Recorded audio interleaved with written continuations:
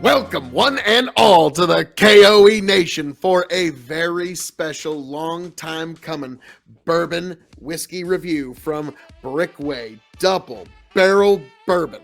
Folks, I am your King of Extreme, Phil K.O.E., the man of the hour, the man with the power, the man that makes the other podcast cower. Folks, I've been looking forward to getting into this bourbon for a long time because, truth be told, this bourbon was part of a learning process for me and Tony because it was one of those processes where when we were recording the video, the data didn't quite get through to the computer right, and it just wasn't usable. And so we had a great review, a fun time where we were telling wonderful stories, and we couldn't use it. So it was part of a learning process, and so this is the makeup review of Brickway Bourbon. And so whenever we have one of those like learning curve moments of video editing or uploading or something to do with podcasting, we always kind of jokingly say amongst ourselves, between me and Tony, it was a Brickway moment where we had to learn something. So that's kind of funny. But I remember saying that this would be an excellent bourbon for a bourbon Presbyterian, which was my grandma's favorite cocktail, which was a third bourbon, third 7-Up, or, Sprite if you got it, third water served over crushed ice in tall glass. So, let us give this particular Brickway bourbon a nose. Very strong cinnamon and vanilla.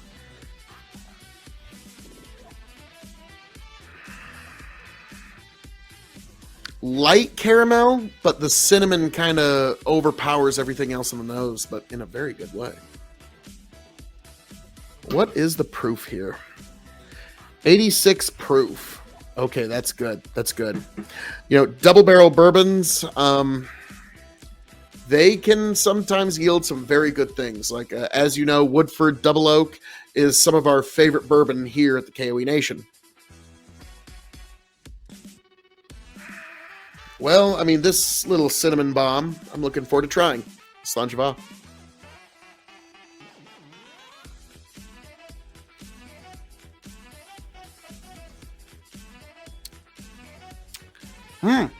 That's interesting. The cinnamon comes through, but in a kind of buttery, oily way, which is not how your tongue is used to receiving cinnamon. There's another sweetness in there that's not quite caramel, but something adjacent to it. So, And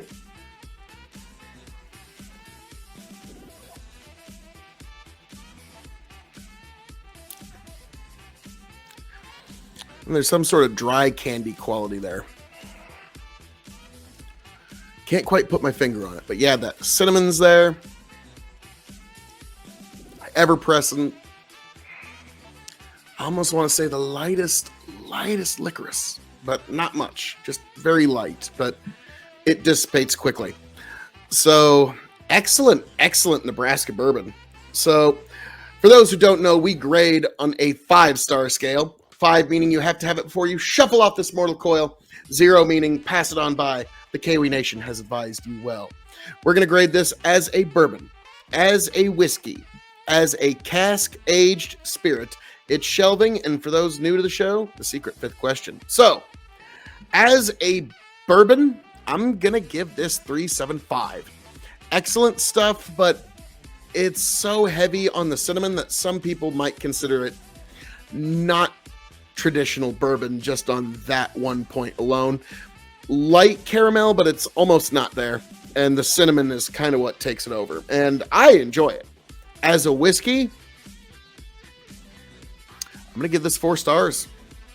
4 stars as a whiskey because this is supremely cocktailable.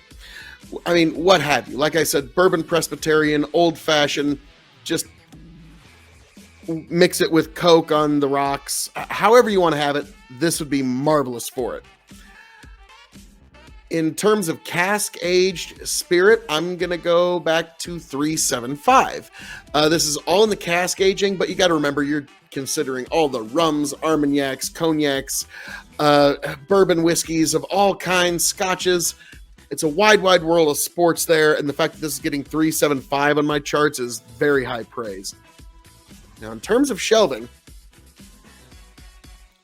I'm going to give this a middle shelf in terms of how I would grade it. It's not a bottom shelf, it's not a top shelf, but it's a great conversation piece and an excellent middle shelf that'll be sitting next to a lot of my Maker's Mark Private Selects, Widow Jane 10-year, a lot of great stuff. So excellent middle shelf whiskey. Now, for those who do not know, the secret fifth question is, when this bottle runs empty, will I seek another? Yes, because this is another one of those few Nebraska products that, you know, I've name dropped before and I'll name drop it again. It's up there with, like, you know, Loop River Bourbon. Excellent stuff. Golden Sheaf gets better every release. Yeah, it's up there with the other heavy hitters of Nebraska bourbon, and it's definitely worth a shot. So when this bottle runs empty, will I seek another one? Yes. So folks, as I'm known to say around here, all that being said, thank you for joining us for this long time coming review of Brickway Bourbon Double Cask. God bless. Travel well.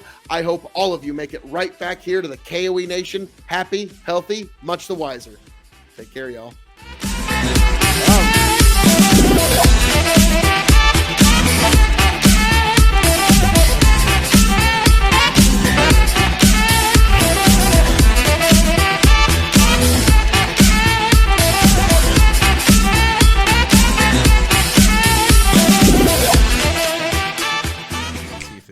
Smooths itself out. Get back,